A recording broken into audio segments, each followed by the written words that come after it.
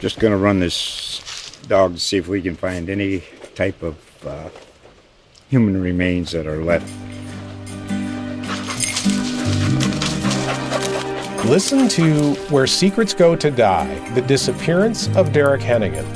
From the Detroit Free Press, a new podcast set in the woods of Michigan's Upper Peninsula. Available on Apple, Spotify, Freep.com, or wherever you get your podcasts. Now, the BuckeyeXtra podcast with Rob Aller, Bill Rabinowitz, and Joey Kaufman from the Columbus Dispatch. Hello, everyone. Welcome back to the BuckeyeXtra football podcast. This is Joey Kaufman. I'm joined by Bill Rabinowitz. We are in the second to last week of spring practice, so we're going to get a little more into the things we've learned from watching or hearing about the Buckeyes and watching a practice last Saturday. But we'll start off with probably the most pressing, the biggest news item around Ohio State in recent days is that they hired a running backs coach to replace Tony Alford, who left for Michigan a few weeks ago. The search for a replacement ended on Monday with the hiring of Oregon running backs coach Carlos Locklyn for the same role. An interesting background for him and sort of a fast rise up the coaching ranks for Locklyn. Yeah, just a few years ago, he was at Memphis. He was a weight room assistant. And so, he's been in law enforcement. It's an unusual path. And Ryan Day on the radio today said that was one of the things that actually attracted him, is that it wasn't the conventional path. That wasn't, he didn't come up with a coaching or a football family, coaching family. And Joey, we talked about this a little bit earlier. Both of us, our ears kind of perked up and thought, Harbaugh, little jab there. Ryan Day, of course, grew up in Manchester, New England, and other than Chip Kelly, he really didn't have any connections at all. And even Chip Kelly back in the day was not connected really to anybody. It's not the path where, my dad was a coach and blah, blah, blah. Carlos Locklyn, we don't know a lot about him yet. Obviously, we've not talked to him yet, but he comes from Oregon. They had success running the ball at Oregon. I think you have to trust that Ryan Day, who said he had at least seven interviews and had a pool of maybe 10 to 12 candidates. You have to figure that Carlos Locklyn must have stood out, must have really impressed them in that interview, because I have a feeling that he had some pretty decent candidates out there. We'll see. He's going to inherit a great room. Yeah, I would think the job would have been pretty coveted by a lot of assistant coaches out there. The issue probably for some, I imagine, would be timing. It's an odd time of year to be moving between jobs in March, but the running back room that he inherits is certainly very talented with Travion Henderson and Quinshon Judkins. But it's not, I think, probably the ideal situation, even for some candidates, because Travion has to leave after this year. He's a senior. Quinshon Judkins is a third-year player. He'll have the chance to go pro. And after that, you have Dallin Hayden and two true freshmen. So some of the recruiting misses, I think, that Tony Alford had suffered on the recruiting trail, losing Mark Fletcher 2 years ago to Miami, I think start to add up sooner than later. So they need whoever it is to hit the ground running recruiting-wise, because when you get lower on the depth chart, it's a lot more inexperienced. There's not an obvious one waiting in the wings. That's to say it's still a very, I think, good job to get, just because of the situation, obviously, right now that exists going into this season. And you think Ohio State could be able to reload on the transfer portal market or be able to catch up ground in recruiting, but it's not, I guess, totally perfect situation, because they do need to be able to reload quickly at that spot moving forward. I also think the transfer portal will be their friend when it comes to that Ohio State is Ohio State, and that if you're a good running back at a lesser school, or maybe not even a lesser school, Caleb Downs came from Alabama, the safety. So Quinshon Judkins came from Mississippi too. Yeah, so right. So I think that you're right. They do have to reload after this year, but I don't think it's a particularly difficult task. And he does have a reputation of being a good recruiter. We'll see. But it was important to get this job filled sooner rather than later. probably get here. Well, I'm assuming he's going to get here as soon as possible. How much he'll actually just kind of jump in and start doing stuff, I don't know. You have what is it, 5 more practices? So you don't have a ton. It'll be, but they had to get the job filled. It wasn't urgent. Ryan Day kind of joked that he told the running backs he's kind of been running that room. That, did you guys enjoy my 2-week internship with you guys? And they all laughed, I guess. And so, I wonder what that room thinks about Tony Alford just really ditching them in the middle of spring practice. I mean, that had to hurt. I mean, just human nature. He recruited them. He was close to them. I think that there was genuine affection and care there, and he just up and leaves. And, there are things behind the scenes, I'm sure, that caused that. We don't know the full story, but it's not typical that a running backs coach leaves in the middle of spring practice to go to the arch rival, no less. It's interesting. It's just interesting. Just going to run this dog to see if we can find any type of human remains that are left. Listen to Where Secrets Go to Die, The Disappearance of Derek Hennigan. From the Detroit Free Press, a new podcast set in the woods of Michigan's Upper Peninsula. Available on Apple, Spotify, Freep.com, or wherever you get your podcasts. And we have learned that Tony Alford did get a raise in going to Michigan, and he got a little more long-term job security by getting a 3-year contract, which is atypical for Ohio State's position coaches. The only time they've given assistant coaches contracts of that length have been for offensive coordinators or defensive coordinators, being Brian Hartline and Jim Knowles. But the position coaches are on 2-year deals, as Carlos. Kelly's on a 3-year deal. Locklyn signed, right? What? Chip Kelly's on a 3-year deal, correct? Right. Chip Kelly too. That's the other one I was thinking of. Yeah. So Locklyn's on a 2-year deal, which is typically so. That was the reason why Alford certainly left. But I think if you're a player, to your point, Bill, I don't know if that's really all that comforting of a thought. But it's, I guess, as they say, it's a business. Yeah. Well, look, anyone who pretends that it's not a business has had their head in the sand for a long, long time. I mean, coaches have up and left. And think about not just football, obviously basketball. I mean, any sport. How many times you see a coach, they have a little success in the NCAA tournament in basketball, and then they're gone. It happens all the time, and they preach loyalty. For the longest time, sports has been a one-way street when it comes to loyalty. It's the players are expected to be loyal, and everyone else could do whatever they wanted. That there was something, a little greener pastures. Now things have changed. I mean, maybe too much of the other direction, in the sense that there's really unlimited free agency in college sports. Even in the pros, there's, in baseball, you have to be a player for the major leagues for 6 years before you can become a free agent. In the NFL, it's at least 3 years. I mean, in college, it's crazy. It's crazy. I mean, it really is crazy. And there does need to be some kind of order to the mayhem. But there's not right now. And so loyalty is I'm not sure that word even exists or should exist. Look at Ohio State. Their quarterback is quite possibly going to be a transfer, Will Howard.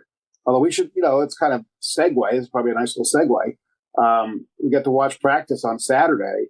And I tell you, Devin Brown looked pretty good. He looked better than Will Howard. I'm not making too much out of one practice. And you certainly should take into account that Devin Brown is in his 3rd year in the system, and Will Howard's at about his 3rd month in the system. So, understand that Devin Brown has an advantage, but he looked good. I thought Julian Sayin looked pretty good too, and the one who jumped off the page was Jeremiah Smith. You just kind of watch it. He made a great catch in between Caleb Downs and Denzel Burke. I mean, doesn't get better than that in the college game. And he's a freshman, just got there. And he's the number 1 player in the recruiting class overall, nationally in the 2024 recruiting class. And boy, he looks like he's going to be special. I happen to be the one who asked Ryan Day about him. I said, Marvin Harrison and Chris Olave and Garrett Wilson, all great receivers, didn't start as freshmen. Do you think this kid can? And he kind of said, I don't want to say too much right now. Basically, he was saying, yes, he can. Yes, he can. I think he's going to force his way. And you picture him with Emeka Egbuka and, probably Carnell Tate. And then, who knows who fills in also. Brandon Innes, Bryson Rogers. Bryson Rogers had a nice play Saturday, too. We know what Emeka Egbuka could do. We know what Carnell Tate could do. Boy, it's amazing to think you can lose Marvin Harrison Jr. and not probably miss too much of a beat.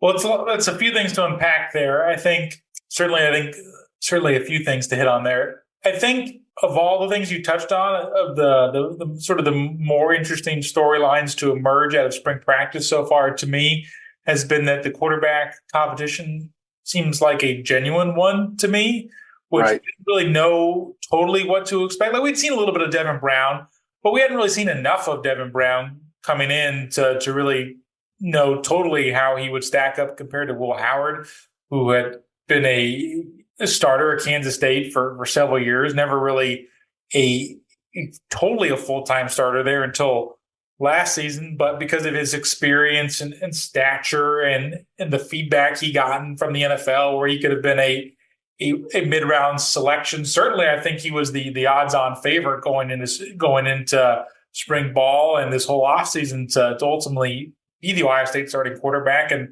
maybe that's how it plays out to me. But it certainly does not feel like it's been a coronation for Will Howard. This is not a situation that I think is analogous to 2019, where Ryan Day brings in Justin Fields and the deck is clearly stacked in favor of Justin Fields, and he ends up beating out Gunnar Hoke and Chris Chuganoff. And I think the term beating out could be certainly put some quotation marks around that. But this does not seem like that situation. This seems more like a genuine quarterback competition to me. And credit Devin Brown, and I mentioned loyalty before, he has stayed in the program. He's been counted out, or at least the assumption among some people has been that he's going to transfer, and he has been steadfast in saying, no, I'm not. I'm here for the long haul. The burn the boats reference in the tweet. And the way he looked on Saturday, he has bet on himself. And on Saturday, at least, that looked like a pretty good bet. Again, I'm not making too much out of one practice. It's still practice, and it's March. Well, it's April now, but it was March. And so I don't want to make too much of it. But he looked good. And he clearly looked better on that day than Will Howard did. Again, not putting too much into that, but just you do have to report what you see. And that's what I saw. Well, it seems you can establish a few things. He's clearly not an afterthought in this competition. He certainly made it a real one, which makes me think if he's outplaying Howard in a practice in late March, that he can push the competition in April, and maybe he can push it into the summer, and maybe he can push it into fall camp. This is not something that's going to totally be sewed up this month, and we'll see. But that's the way it seems to be going, as well as he's played. My understanding was last year that he and Colin McCord were really nip and tuck, and that Devin Brown really had an edge at one point in fall camp, and then had a practice or a scrimmage or two where he just kind of, I don't know what the right word is, but didn't play well. Some turnovers, and I think that just kind of scared Ryan Day, and he went to kind of the safe choice. I think everyone kind of thought of Kyle McCord as the safe choice. He'd been in the program longer. Mature guy, steady, and I think that's what he's okay. Let's just go with the guy that we know is going to hit 280 with 15 homers instead of a guy who might hit 30 and also might hit 200 with a lot of strikeouts. Not a great analogy, but that's the best I can come up with right now. I don't know that they regressed that. There was some revisionist history that Kyle McCord didn't play well. He played fine. He was fine. He just wasn't elite, and that's the standard here. There were other factors involved: the offensive line, the fact that he played most of the year with at least one bad ankle. But the fact is that he was a B+, A- quarterback, and not an A quarterback. They went from an A to a B, and B is still pretty good. Yeah, better than most times Ohio State played another football team. They had the better quarterback. They did. Right. The one time they didn't was Michigan. Right. In that game. And again, Kyle McCord had a really bad ankle in that game. But J.J. McCarthy was the better quarterback. I mean, that's just a fact in that game. Anyway, I'll just give you some other impressions I had of Saturday. Caleb Downs just looks like a stud. I mean, there was a play where I forget who he was chasing, and he just looked like a bullet shot out of a chain. I mean, just boom, he just looked fast. I thought the defensive line looked good. There was a sequence where the offense got the ball at their own 3-yard line, and on 3 consecutive plays, they were tackled in the end zone for a safety. And then on the next play, there was a sack. Sack is in quotes because you can't really hit the quarterback, but 2-hand touch sack. I don't want to make too much judgment on individual defensive players other than the Caleb Downs one, but I thought the defense looked like you would think this defense is going to look. I think about what they lost some players. I mean, Tommy Eichenberg is a loss. So Steel Chambers was a multi-year starter. Mike Hall, when he was healthy, was a force. But you look overall, all these guys that come back have another year of experience. And, C.J. Hicks probably could be an upgrade over Steel Chambers. I think that's the expectation and the hope. You have Sonny Styles, who's kind of a wild card. He's a linebacker now, but it's really semantics. I was actually talking. I stood next to Lorenzo Styles Sr. during some of the practice. We talked a little bit, and we kind of agreed that it doesn't really matter what you call Sonny Styles, whether you line him up as a quote safety or a linebacker. He's just going to be a wild card. He's going to make plays everywhere. And you have him and Jordan Hancock, who's kind of the nickel corner. And I don't want to say they're going to mix and match with those guys, but I think those are the most obvious ones to kind of sub out. But I think Jim Knowles really has 12 defensive starters. And, whether it's Sonny Styles / Jordan Hancock and then whatever iteration they may use on certain plays. But I mean, you look at the talent on that defense and you just kind of go, wow. I mean, what's the weakness? I mean, yeah, C.J. Hicks has to prove it. But I who do you go at? Denzel Burke? I don't think so. Davis and Ignosin? Maybe you'll draw a penalty because he's very handsy, but they can tamp that down some. The safeties. I mean, I think Josh Proctor was pretty good last year. I think Caleb Downs is a major improvement. Lathan Ransom's back. They're going to be good. The defense is going to be really good. To me, linebacker, I think, out of all the position groups, is clearly the question mark on defense because you're replacing 2 guys in Tommy Eichenberg and Steel Chambers who are veteran starters. But I think last year, looking at how they played last year versus 22, the first year in Jim Knowles' system, I don't know if they were quite at that same level. And partly that could be attributed to Tommy Eichenberg was banged up pretty severely in November. But I think those 2 at times were vulnerable in pass coverage. Michigan was able to exploit some stuff, and that was, I think, that added to some of Michigan's long drives in the second half of that game where they had Tommy Eichenberg on a tight end and he couldn't cover and give up a couple plays like that. So that to me, but obviously they were great against the run, and that was their strong suit. So you think about Sonny Styles playing linebacker, it gives you something a little more in pass coverage. But how will he be dropping down into the box against the run? He has the size on paper to do it, 230 plus pounds, but we'll see how that translates. And same for C.J. Hicks, has the recruiting pedigree, has spent several years at Ohio State. You would think he would be somebody in position to make a splash, but inexperienced. And then you have Cody Simon, who's a veteran. So that seems to be the question mark to me. It's the X factor. You could potentially draw up a scenario in which they even upgrade at that position, or you could see a situation where the losing the veteran experience of Tommy and Steele add up as well, and just their toughness and stopping the run. So that's I think the curious element to me is because it feels like it's an X factor. It could go either way. I think Cody Simon being there as a 5th-year guy, I think that takes most of the question out of it. I mean, I just think that Cody Simon he really was a starter in everything but name last year. Right. He played a lot of snaps. He's a mature guy. He is, he's more vocal than Tommy Eichenberg, which is probably good, honestly. But doesn't have quite the experience that Eichenberg did. But I think Cody Simon's going to be just fine there. I mean, C.J. Hicks is a question mark only because he hasn't played much, but 5-star guy, and we'll see. I mean, that's why you play. And you also have other guys. Arvell Reese, Gabe Powers. I mean, they're loaded. And really, we're talking about the linebackers only because there's nowhere else to talk about in terms of quibbling with, are they going to be great? Because every other unit, again, injuries can affect things, and guys still have to do it. I would say depth from the defensive line, the interior especially, is probably the second biggest question mark that they would have defensively. Yeah. Where if Ty Hamilton is banged up, or if Tyleik Williams is banged up, can they count on Hero Kanu to play heavy snaps? Is Caden McDonald already? Larry Johnson mentioned Jason Moore.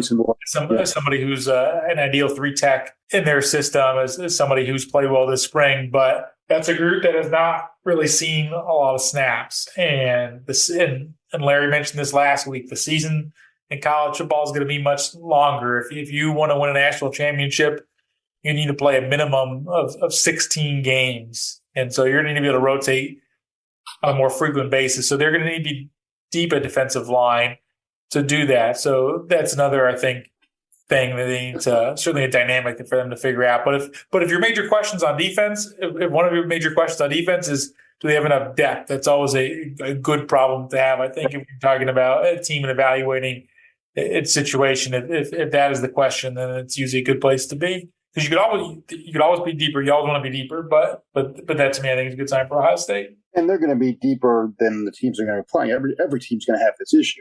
It's not just Ohio State. And Ohio State generally has a deeper roster than most teams they play. I mean, and you look at their schedule, which certainly for the first month until they get to Oregon is not taxing at all. So the first three weeks, you're going to be able to play guys. I mean, you should be able to play backups most of the second half. I think that's essentially a preseason. We kind of talked about that last year with Notre Dame. That those 3 games were going to be essentially preseason for Notre Dame, and I think it's going to be similar this year with Oregon. I think these teams are even weaker. I mean, Western Kentucky last year, I remember thinking, they got an offense. Maybe they could give them a little bit of a game. It turned out not to be the case, but the teams they play this year, I don't see them being challenged really at all until they get to Oregon. And then if you're an Ohio State fan who tweeted last year about Michigan's non-conference schedule, got your jokes in, you should go back and probably delete those, because Ohio State is basically doing what Michigan did in 2023, where you load up on some group of 5 teams for the non-conference. It's almost like an exhibition slate. The way they open up, it's Akron, Western Michigan, and then a bye to get ready for Marshall. And then they go at Michigan State. They play Iowa, then Oregon. And then what's funny is that Michigan, which did play a very soft schedule last year, has a brutal schedule this year. I mean, they play, hold on, I'll go through this. Texas, USC, Washington, at Washington, by the way. Even Fresno State. Fresno State is a tough program. Oregon, play Oregon. And then obviously Ohio State. I mean, you look at 5 games there, you go, yee. Ohio State's essentially got 3. You got Oregon, at Penn State, and Michigan. Those are the only games that you think they really realistically could lose. Very similar to last year for Ohio State in a way, where you have those 3 bedrock games, where last year was Notre Dame, Penn State, Michigan. This year it's Oregon. Yeah. Oregon, Penn State, Michigan. Yeah. So Ohio State will have plenty of time to get their depth, to test their depth, to enhance their depth. And maybe that's the time where they sort out the quarterback situation too, right? I mean, Ryan Day didn't announce that Kyle McCord was officially the starter until after the Indiana game. No, was it after the second game? It was after the Arkansas, or no, not the Arkansas State game, the Youngstown State game. Yeah. So, I mean, I still think Will Howard is the front runner. I don't think that changed. I don't think he comes here if that's not the expectation on both sides, but the proof's in the pudding, and you got to do it on the field. And I don't think you make the judgment now in March. It's not fair to anybody. But if you get into August and some of this, Devin Brown's clearly the better quarterback, then Devin Brown should be the starter. I'm not saying that's going to happen, but if it does happen, you go with the best players. It's not that complicated. And because it's a long season, you might need them both. You might need more. You might need, Lincoln Kienholz. You might need Julian Sayin. I thought it was interesting that Julian Sayin did get some full team reps, and Aaron Nolan did not. So if you're looking for what's the pecking order among the two stud freshman quarterbacks, I'd say Julian Sands ahead right now, based on that. He made some nice throws. Everyone's talking about next year already, and Julian Sands his hat's gonna be in that ring. His release looks awfully quick. He looks good. I mean, look, he's the best quarterback in the class, right? I mean, he's really good. Based on one of those practices on, he didn't get nearly as many reps, certainly with the starters, as Brown or Howard did. But he looked good. Just my little observation. I think the other probably major storyline, subplot, and position of intrigue would be the offensive line, just because of the way last season ended in the Cotton Bowl. And when Ohio State came out for spring practice, they really didn't change a whole lot in terms of moving guys around. There was some speculation whether they might move Josh Fryer inside to play guard and maybe try somebody else out at right tackle, because one of the biggest issues Ohio State had last year, and especially in the Cotton Bowl, was just the amount of pressure they gave up.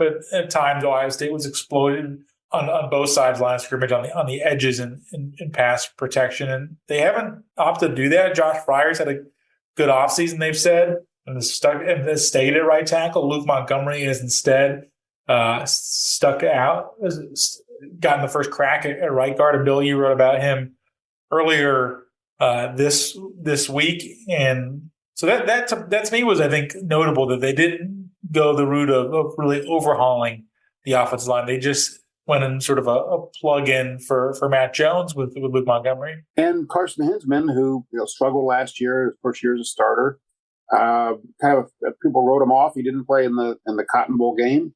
He's battling with Seth McLaughlin. I don't think it's a gimme that McLaughlin's going to be the starter. If I were a betting man, which I'm not, but if I were, I'd still put my money on McLaughlin. But it wouldn't be. I don't think it's prohibitive. I think that there's a real competition there, as there should be. That's good. Tigris Shabola is also in the mix on the right side of the line, whether it's guard or tackle. He's a natural tackle, but if he has to play guard, he'll play guard. It's certainly something that's happened quite a bit over the years with Ohio State linemen. Paris Johnson was a guard one year, even though he's clearly a tackle. Their philosophy is they play the five best guys. They identify the five best guys, and then they figure, how do we plug them in? You could argue that maybe you ought to say what's the best line and do it that way, as opposed to necessarily the best linemen.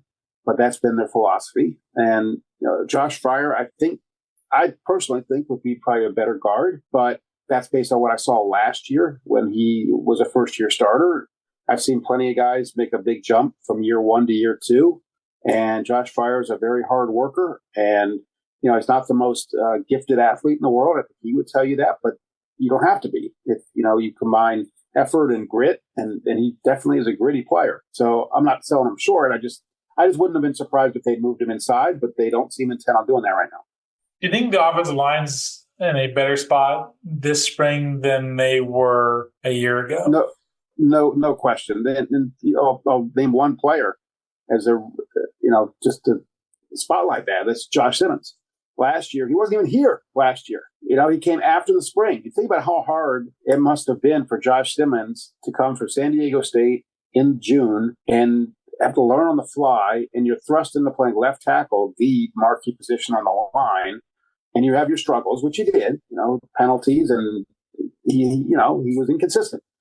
But they raved about him this spring. They call him a freak athlete, which they did last year too. But now he seems to, I asked Justin Fry, has he cut down on the kind of the mental mistakes, and he said yes, he has.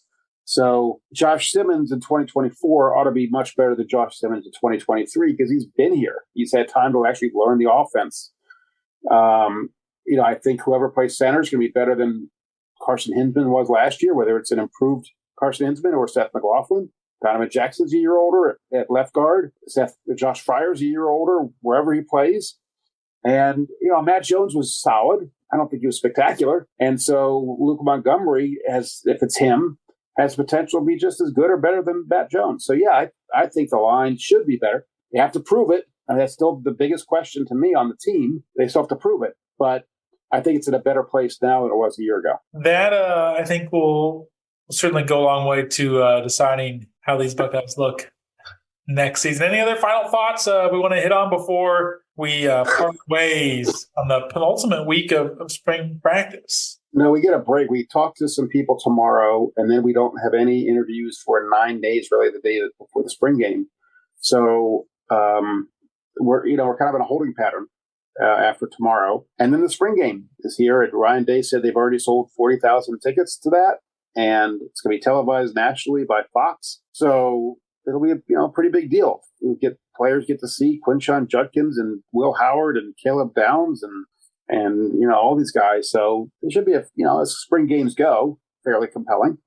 A lot of new faces. A lot of new faces this year, and if the weather cooperates, usually they get a pretty good turnout. Yep. We'll have plenty to talk about next week. Then let's save it for next week. That was Bill Rabinowitz. I'm Joey Kaufman. Thanks for joining us on the latest edition of the BuckeyeXtra Football Podcast. Visit dispatch.com/sports for all your other news and notes around Ohio State football. And if you like us in podcast and audio form, make sure to subscribe on iTunes or wherever else you find your podcast. Thanks for listening, everybody. Talk to you next week. Be sure and subscribe to the BuckeyeXtra podcast in the iTunes Store, the Google Play Store, or on Stitcher. Just going to run this dog to see if we can find any type of human remains that are left. Listen to Where Secrets Go to Die, The Disappearance of Derek Hennigan. From the Detroit Free Press, a new podcast set in the woods of Michigan's Upper Peninsula. Available on Apple, Spotify, Freep.com, or wherever you get your podcasts.